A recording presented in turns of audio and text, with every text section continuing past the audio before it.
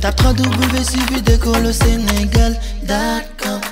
À école au Sénégal, c'est facile, tu n'as qu'à te connecter. Tape école au Sénégal, les leçons sont beaucoup plus détaillées. Merci.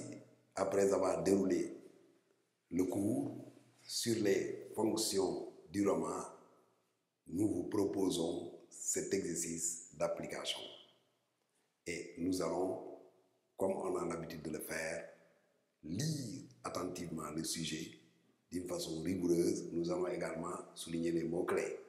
Nous allons donner le cadre du sujet, le thème général du sujet, puis nous allons reformuler la citation sur laquelle porte le sujet avant de vous donner un modèle d'introduction, une esquisse d'introduction, et nous vous disons que les modèles ne doivent pas être copiés textuellement. Un modèle sert tout simplement à donner des indications. Il n'y a pas de modèle parfait. Voilà le sujet. Dissertation. Louis Aragon déclare: le roman est une machine inventée par l'homme pour l'appréhension du réel dans sa complexité. À la lumière des propos d'Aragon, montrer d'une part que le roman nous révèle les réalités du monde et d'autre part démontrer qu'il est un instrument de lutte. Donc si vous le regardez bien, la consigne qui nous est donnée est une consigne qui nous indique deux parties, puisque vous avez les connecteurs d'une part et d'autre part, mais également, comme je l'ai dit la fois dernière, nous sommes à l'ère des consignes améliorées, c'est-à-dire des consignes qui non seulement nous indiquent le nombre de parties, mais nous donnent le contenu de chacune des parties. Maintenant, venons-en au sujet. Essayons de souligner les mots-clés. Le roman, c'est un mot-clé, c'est une expression clé, est une machine inventée. On va mettre machine inventée, ce groupe de mots, machine inventée par l'homme pour l'appréhension du réel. L'appréhension du réel, ce groupe de mots également doit être souligné dans sa complexité, la complexité du réel. Le cadre du sujet, nous allons parler du cadre du sujet. Le cadre, c'est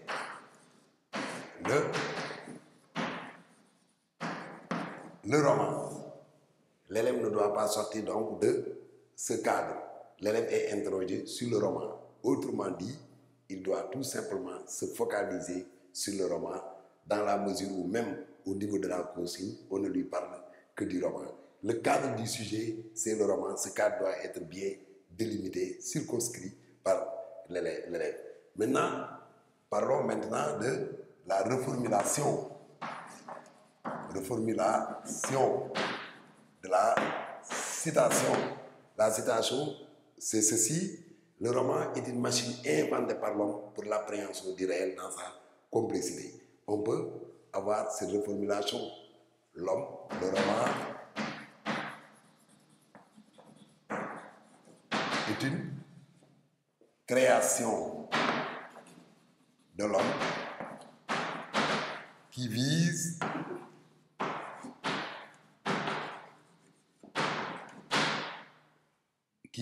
à comprendre le réel. Qui vise à comprendre le réel. Autrement dit, le roman sert à comprendre, à appréhender le réel. Le roman sert à comprendre le réel. Autrement dit, le roman nous révèle les réalités cachées du monde où nous nous trouvons. Maintenant, après avoir fait ce travail, l'élève peut penser à une introduction. L'introduction, chaque fois, on le répète, parce que une bonne partie des élèves au baccalauréat choisissent donc la dissertation. Il serait important de revenir un peu brièvement sur les exigences d'une introduction. Amener le sujet. Donc, quand le sujet porte sur cette problématique, le roman est une création de l'homme qui vise à comprendre le réel. L'élève peut tout simplement donner cette amorce. Il peut dire: le roman est un instrument qui permet à l'homme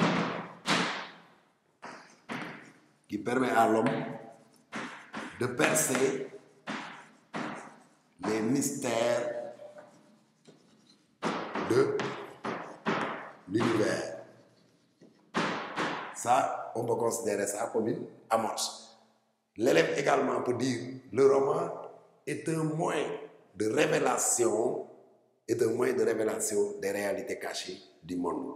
Là, ou bien l'homme a créé le roman pour percer les mystères de l'univers. Et là, on met un connecteur. C'est ainsi que Louis Aragon déclare, deux points, l'élève a la possibilité de donner la citation textuellement entre guillemets. Mais lorsqu'il donne la citation, il doit l'expliquer. Nous, pour gagner du temps, nous avons, voilà, l'élève n'a pas le droit de procéder ainsi. Il faut qu'il recopie intégralement la citation.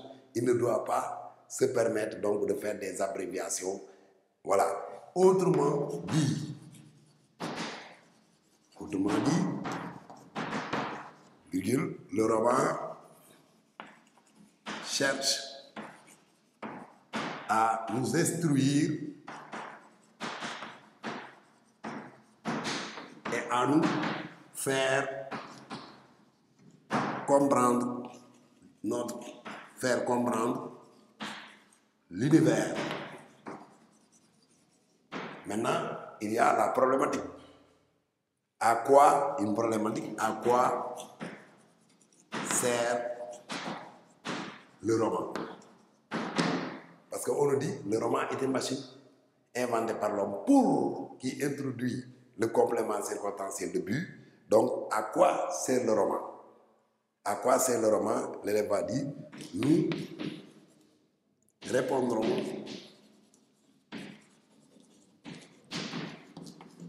à cette problématique. Nous répondrons à cette problématique. Nous répondrons à cette problématique tout simplement en montrant d'une part que le roman, au retour à la consigne, nous révèle les réalités du monde, nous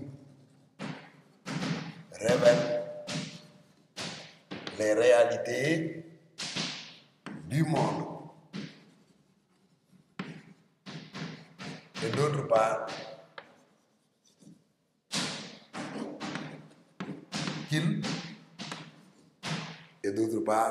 qu'il est un instrument de lutte, qu'il est un instrument de lutte. Voilà l'introduction.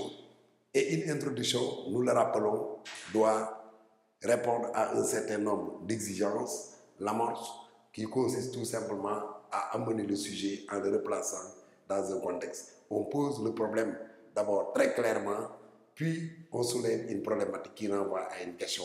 Cette question servant à tacler le sujet. Et enfin, on annonce le plan qui doit faire l'objet du développement dans lequel on s'engage. Maintenant, nous venons de vous donner un modèle d'introduction. Nous allons parler oralement du plan. Là, on voit que la dissertation, le développement doit avoir deux parties. La première partie porte sur ça. Le roman nous révèle les réalités du monde. Nous avons ici la fonction didactique. Et tout à l'heure, nous avons parlé de la fonction didactique. Le roman nous apprend quelque chose. Rappelez-vous cette citation de Guy de Maupassant. Le but du roman n'est pas seulement de nous raconter une histoire, de nous attendrir, mais de nous forcer à percer le sens profond et caché des événements. Et rappelez-vous également ce que disait Malraux, tout grand roman interroge. Rappelez-vous également ce que disait l'autre, les romanciers nous apprennent la vraie histoire, celle que n'ont pas encore écrite les historiens. C'est dire que le roman a bel et bien une fonction didactique. Le roman ouvre nos yeux sur les réalités cachées du monde. Le roman nous permet de comprendre les réalités sociales. Le roman nous permet de comprendre ce qui se passe ailleurs à travers l'exotisme, parce qu'il y a des romans exotiques. Cela nous aide à comprendre ce qui se passe dans les autres sociétés.